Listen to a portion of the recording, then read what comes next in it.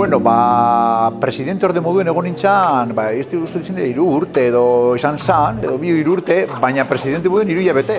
Baina, bueno, egia da ere, gure elkartean emakumeen presentzia geroz eta handiagoa da, bai?